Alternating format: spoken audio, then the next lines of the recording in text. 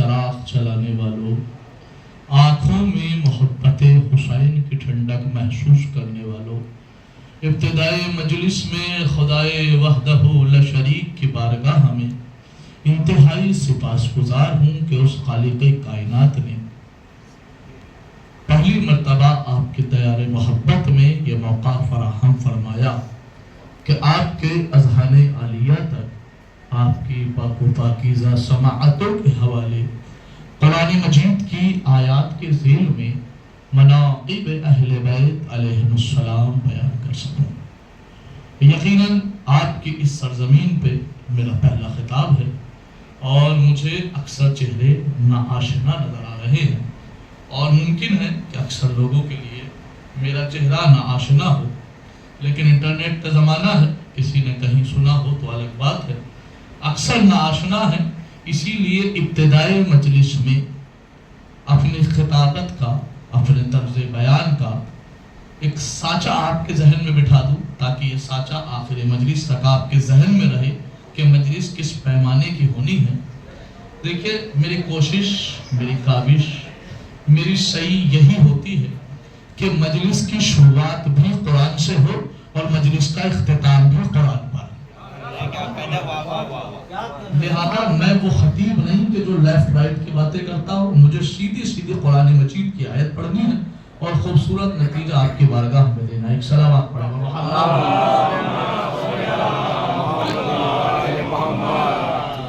ایک اور سلامات پڑھیں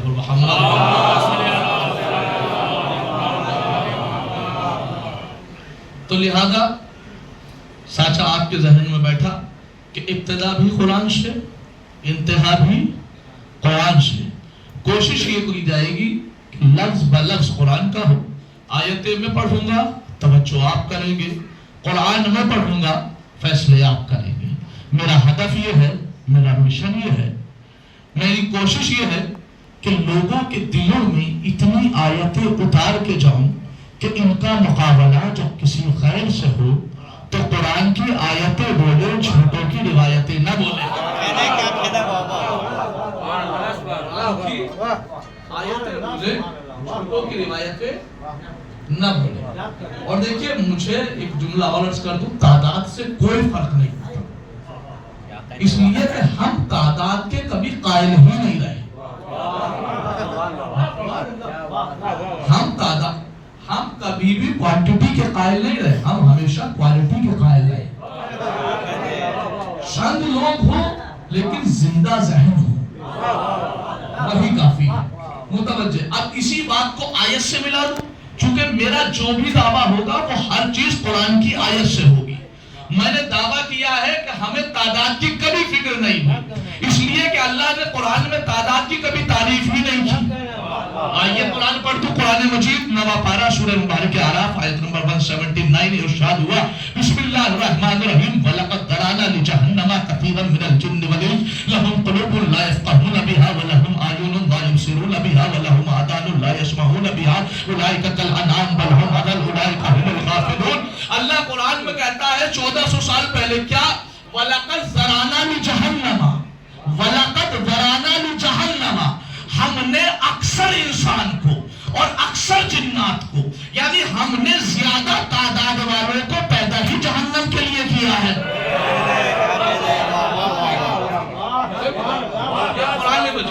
ہم نے اکثریت کو، یعنی جہنم میں اکثر انسان جائیں گے اور اکثر جنات جائیں گے۔ اب ایک سوال پیدا ہوگا یا نہیں، اے میرے معبود، اے میرے پروردگار، اے خالق و مالک و رحمان و رحیم و کریم ودود، اے رؤوف و مغیث و مجیب و حافظ و قابض، اے حی و قیوم و جبار و غفار، اے حنان و منان و دیان و غفران، اے سبحان و مستعان و علی و وفی، اے ذکی و قوی و غنی و حکیم، اے محق و مطیع و علی و وفی، اے احسن الخالقین و ارحم الراحمین، اے ستار العیوب و غفار الذنوب، اے قابل التوبہ والعقاب، میرے پروردگار، اتنا بتا کہ تو نے قرآن میں 1400 سال پہلے کہا کہ انسانوں کی اکثریت جہنم میں جائے گی، انسانوں کی اکثریت جہنم میں جائے گی، انسانوں کی اکثریت جہنم میں جائے گی۔ دیکھیے 1400 سال سے ہم مجلس سن رہے ہیں، خطبہ کو سن رہے ہیں، ایک سے ایک خطیب آپ نے سنا ہے، لیکن آپ نے منبر سے یہی سنا ہوگا کہ رسول نے فرمایا کہ 72 میری قوم میں 73 فرقے ہوں گے یا 72 فرقے ہوں گے، اور 72 جو ہے جہنمی ہوں گے، ایک جنتی ہوگا جس کے بعد جائیے وہ کہتا ہے جنتی ہم ہیں، جنتی ہم ہیں، جنتی ہم ہیں، جنتی ہم ہیں. منبر سے پروف کیا جاتا ہے کہ جنتی ہم ہیں، جنتی بتایا جاتا ہے. جنتی کون، جنتی کون، جنتی کون. میں نے تو صاحب مزاج ہی بدل دیا، میں نے ٹرینڈ ہی بدل دیا، میں نے پلیٹ فارم ہی بدل دیا.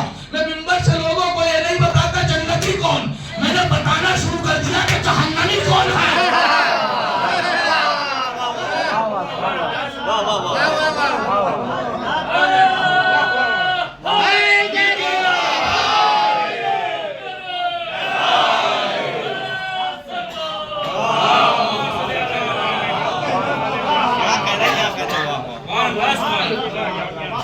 میں نے بات ہی چینج کر، مجھے ضرورت نہیں ہے بتانے کی کہ جنتی کون، میں یہ بتاؤں گا کہ جہنمی کون ہے.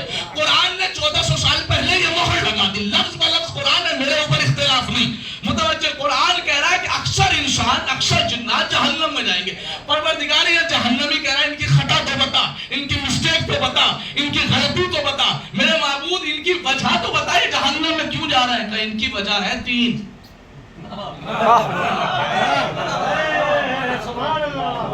یہ 3 غلطیوں کی وجہ سے جہنم میں جائیں گے. میں نہیں کہہ رہا، یہ قرآن کہہ رہا ہے، ابھی بتا رہا ہوں. پروردگار یہ 3 کی وجہ سے کہا، ہاں صرف اور صرف 3 کی وجہ سے. میرے معبود پہچان بتا، کا غلطی بتا. کا پہلی غلطی ہے کہ لہم قلوب لا یفقہون بہا، ان کی پہلی غلطی ہے کہ یہ دل رکھتے ہیں لیکن سوچتے نہیں، محبت نہیں کرتے. دوسری غلطی وَلَهُمْ أَعْيُنٌ لَا يُبْصِرُونَ بِهَا، ان کی دوسری غلطی یہ ہے کہ یہ آنکھ رکھتے ہیں دیکھتے نہیں. تیسری غلطی وَلَهُمْ آذَانٌ لَا يَسْمَعُونَ بِهَا، ان کے پاس کان ہے لیکن یہ سنتے نہیں. اولئک کالانعام، یہی لوگ جانور ہیں، بل ہم اضل، بلکہ جانور سے وہ بدتر ہے. پروردگار کتنی بے عزتی کرے گا کہ جو بے عزتی کے لائق ہو ان کی بے عزتی ہی کی جاتی ہے. اولئک کالانعام بل ہم اضل اولئک هم الغافلون. اللہ قرآن میں کہہ رہا ہے یہ لوگ غافل ہو چکے ہیں، یعنی مردہ ہے، چلتی پھرتی لاشیں ہیں. جہنمیوں کی 3 پہچان: جو دل ہونے کے ساتھ محبت نہ کرے وہ جہنمی، جو آنکھ ہونے کے ساتھ نہ دیکھے وہ جہنمی، جو کان ہونے کے ساتھ نہ سنے. ایسا ساتھ دے دیجیے گا، میں بات واضح کر دوں گا. قرآن نے بتایا کہ جنہوں نے آنکھ ہونے کے ساتھ نہیں دیکھا وہ جہنمی، جنہوں نے کان ہونے کے ساتھ نہیں سنا وہ جہنمی، جنہوں نے دل ہونے کے ساتھ محبت نہیں کی وہ جہنمی. قرآن کا لفظ بہ لفظ، نقطہ بہ نقطہ مصلحت کے تحت ہے. یعنی قرآن نے بتایا کہ جنہوں نے آنکھ ہونے کے ساتھ نہیں دیکھا جہنمی، کان ہونے کے ساتھ نہیں سنا وہ جہنمی. اس کا مطلب کہ نبی نے کچھ دکھایا بھی تھا.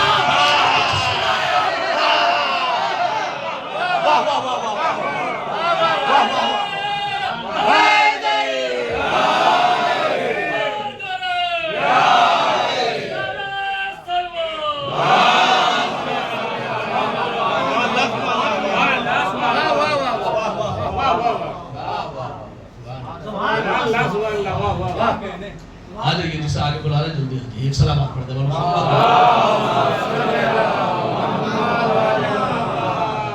دیکھیے جو آپ نے نعرہ لگایا نا، 2 منٹ لمحہ پر رک کے بتا رہا ہوں. یہ جو نعرہ لگایا ہے نا، اس نعرے کی طاقت کا آپ کو اندازہ نہیں. اسی لیے بڑے کسی نے کسی حالت میں کہہ دیا یا علی کسی نے کسی حالت میں. دیکھو اگر اس نعرے کی طاقت پتہ لگانی ہو نا تو کبھی اپنوں کے درمیان میں نعرہ حیدری کی طاقت نہیں پتہ چلتی. کبھی مجمع دوسروں کا ہو جا کے کہہ دینا نعرہ حیدری، تمہیں پتہ چلے گا کہ طاقت کیا ہے. میں بتاؤں تاریخ کا ایک قصہ. تاریخ میں ایک بہت بڑی شخصیت گزری ہے، محمد اسماعیل دیوبندی. بزرگان میری بات کی تائید کریں گے. یہ ایک ایسا نام تھا کہ اچھے اچھوں کے گھروں پہ اور اچھے اچھوں کی پیشانی پہ پسینے کے قطرات آ جاتے تھے. نام سن کے محمد اسماعیل دیوبندی. یہ دوسرے مذہب سے تھے. ایک وقت ایسا آیا کہ یہ شیعہ ہو گیا. نعرہ حیدری کے حوالے سے عرض کر رہا ہوں. بیچارے جیسے ہی شیعہ ہوئے، کمرے میں جائے بیوی پوچھے شیعہ کیوں ہوئے، باہر نکلے پڑوسی پوچھے شیعہ کیوں ہوئے، مسجد میں جائے نمازیں پوچھے شیعہ کیوں ہوئے، جہاں جہاں جائے ایک ہی سوال، شیعہ کیوں، شیعہ کیوں، شیعہ کیوں، شیعہ کیوں، شیعہ کیوں. اس لیے کہ لفظ شیعہ ہر کسی کو ہضم نہیں ہوتا. اور نوجوانوں تم سے خطاب کر کے حافظ محمد رضا کہہ رہا ہے کبھی گردن کو جھکا کے نہیں یہ نہ کہنا کہ ہم شیعہ ہیں، ہم شیعہ. گردن کو فخر سے اٹھا کے کہنا نحن شیعۃ علی ابن ابی طالب، ہم علی کے شیعہ ہیں، اس لیے کہ دوسری قومیں وہ ہیں کہ جن کا نام بھی قرآن میں نہیں ہے، ہم وہ ہیں کہ 23واں پارہ سورہ مبارک کے صافات آیت نمبر 83 ارشاد ہوتا ہے بسم اللہ الرحمن الرحیم فَإِنَّ مِن شِيَعَتِهِ لَإِبْرَاہِیم، ابراہیم جیسے نبی شیعہ تھے۔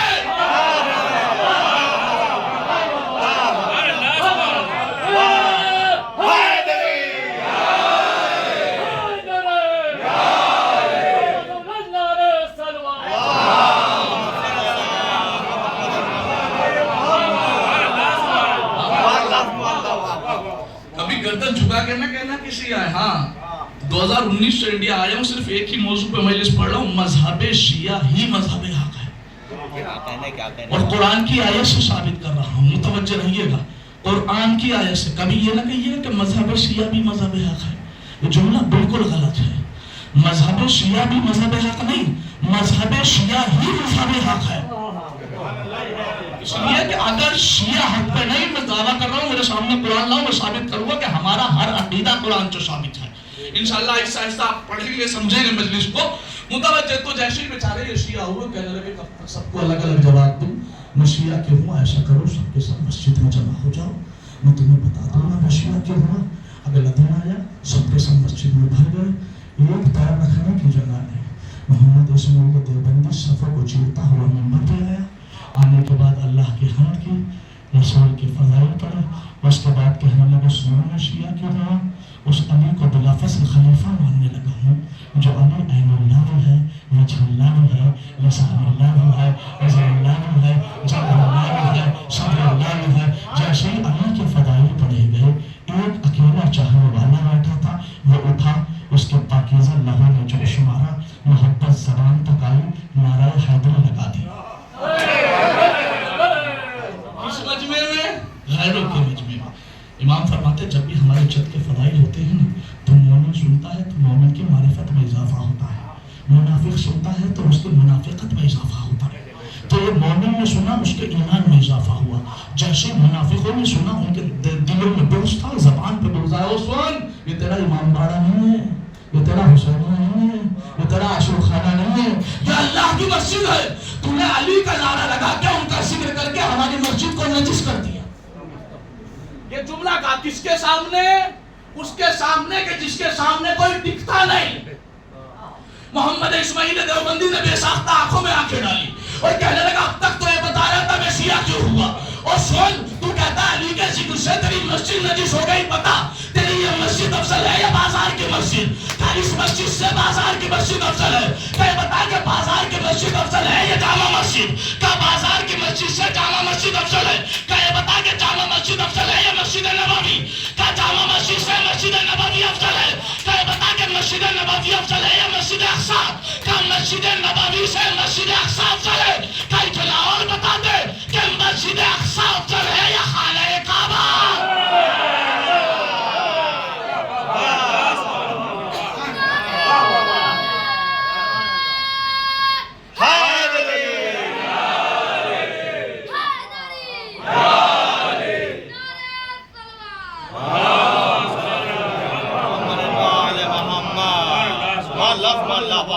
دنیا کے ہر معبد سے، دنیا کے ہر پرستشگاہ سے، دنیا کے ہر سجدگاہ سے، دنیا کے ہر عبادتگاہ سے، دنیا کے ہر پاکیزہ جگہ سے اللہ کا کعبہ افضل ہے۔ پھر محمد اسماعیل دیوبندی نے بے ساختہ شیروں کی طرح آنکھ میں آنکھ ڈالی کہ جب مانتا ہے کہ اللہ کا کعبہ ہر مسجد سے افضل ہے تو سن تیرا وہ کعبہ اس وقت تک پاک ہی نہیں ہوا جب تک علی نے آ کے پتلے نکالے۔